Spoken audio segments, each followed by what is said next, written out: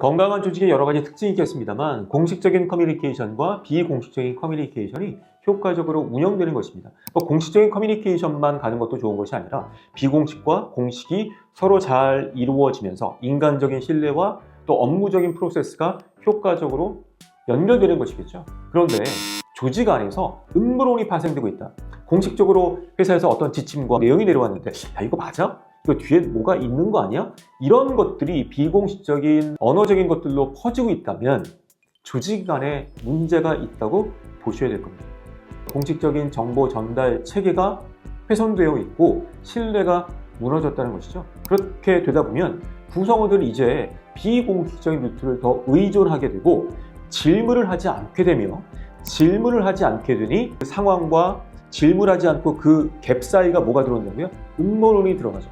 건강한 조직은 공식적인 내용과 비공식적인 그 틈 안에서 건강하게 서로 소통이 돼서 서로 간에 신뢰가 쌓여야 되는데 공식적인 것들이 믿지 못한 상태에서 이 갭이 뭐가 채우냐면 음모론이 채우는 것이죠. 맞아. 지난번에 회사에서 이거 한 거 이번에는 구조조정하려고 하는 거야. 이런 것들이 많이 쌓여 있다면 리더들은 우리 조직에 어떤 시스템적인 소통적인 문제가 있지 않나 생각해 보셔야 됩니다. 왜 이런 이야기가 퍼지게 되었을까를 고민하시면 좋겠고 어떤 질문들이 공식적인 자리에서 사라졌는가 공식적인 회의석상에서 어떤 질문이 오가는지를 판단하셔야 됩니다. 비판적이거나 그 구성원들의 니즈나 페인포인트 힘든 점들이 나오는 질문이 있는지를 보셔야 돼요. 어떤 회의실에서는 너무 조용하거나 리더가 이야기한 것에 대한 형식적인 질문만 오고 가는 것이 좋다고 생각하시는데 절대 그렇지 않습니다. 공식적인 공간에서도 구성원들의 바람, 욕구, 니즈 같은 것들이 자연스럽게 올라와 있을 때 조직이 잘 돌아가죠. 자, 그렇다면 여러분이 리더시라면 조직 내의 음모론과 정상적인 커뮤니케이션을 위해서 어떤 것들이 필요할지 세 가지 관점으로 설명해 드리도록 하겠습니다. 첫 번째, 불편한 질문의 통로가 살아있는지 점검하십시오. 회의나 타운홀 미팅이나 면담이나 다양한 것들이 있는데 형식적인 것만 있고 생생한 질문은 사라진 것은 아닌지 여러분 편하게 말씀하십시오. 편하게가 안 되는 거예요. 서베이를 한번 받으시고 그걸 바탕으로 답변을 주신 다음에 익명 게시판을 운영하신다든지 스텝 바이 스텝으로 좀 불편한 질문들이 바텀에서 위로 올라갈 수 있도록 그런 시스템을 만드는 것이 필요하다고 봅니다. 그 질문들이 사라져버리면 그 질문을 하고 싶은 것들이 음모나 소문으로 잘못된 생산이 되기 때문에 주의하셔야 되겠고요. 두 번째, 설명의 빈도는 충분했는가. 중요한 결정일수록 설명을 충분히 다양하게 반복적으로 하셔야 됩니다. 리더분들께서 어떤 메시지를 전달한 다음에 이 정도면 됐겠지라고 하지만 좀 반복하실 필요가 있다고 봐요. 사람들이 만났을 때마다 2027년도에 상반기 비전이 이런 것이라면 내가 왜 이런 비전을 가졌는지를 장소, 시간에 따라서 다양하게 얘기하실 필요가 있습니다. 내 입장에서는 여러 번 반복했다고 하지만 리더가 구성원들과 만나는 접촉점이 그렇게 많지 않고요.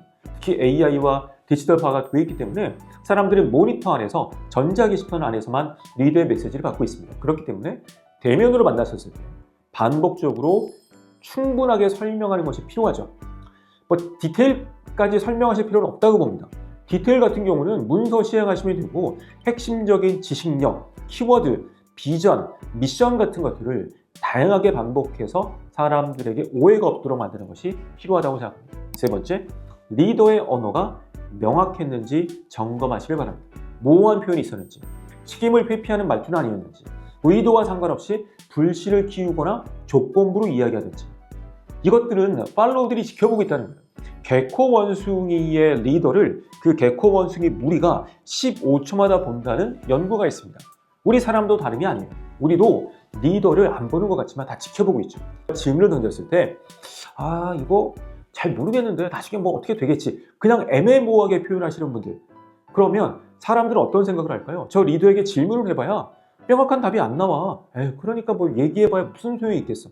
이제는 명확성이 굉장히 중요한 시대가 됐습니다. 내가 알고 있는 한에 있어서 명확하게 말씀하셔야 돼요. 예를 들어 굉장히 난처한 질문이죠. 부사장님 이번에 성과급 언제쯤 받을 수 있을까요? 내가 의사결정권자가 아니기 때문에 제안을 할 수 있지만 확실하지 못하잖아요. 그런데 지난번에 C레벨 회의에 들어갔더니 지금 전분기의 성과가 좋아서 다음번 언제쯤 회의가 되면 결정이 될 것 같습니다. 제가 들어가서도 성과급이 잘 나올 수 있도록 더 챙겨보도록 하겠습니다. 이 정도 선이죠. 그런데 어떤 분들은 성과급이 언제 나올까요?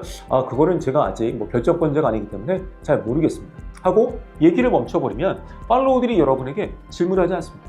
그러니까 책임을 회피하거나 모호한 표현들을 피하시는 게 좋겠습니다. 결국 리더의 역할은 공식적인 질문과 또 대화의 경로와 또 그들의 개인적인 취함까지 담긴 다양한 질문들의 흐름이 이루어져야 된다. 결국 음모론을 없애기 위해선 커뮤니케이션 서클이 잘 돌아가야 됩니다. 리더가 명확하고 다양한 질문을 통해 구성원들에게 메시지를 전달하고 구성원들이 그걸 가지고 리더에게 다시 질문과 다양한 그 회의와 또 면담을 통해 메시지를 전달하고 그것이 다시 리더가 반영해서 구성원에게 전달하고 이런 선순환 구조가 되었을 때 조직의 풍문과 조직의 음모론이 사라지고 우리가 생각하는 가장 이상적인 건강한 커뮤니케이션이 이루어진 조직이 될 것으로 생각합니다.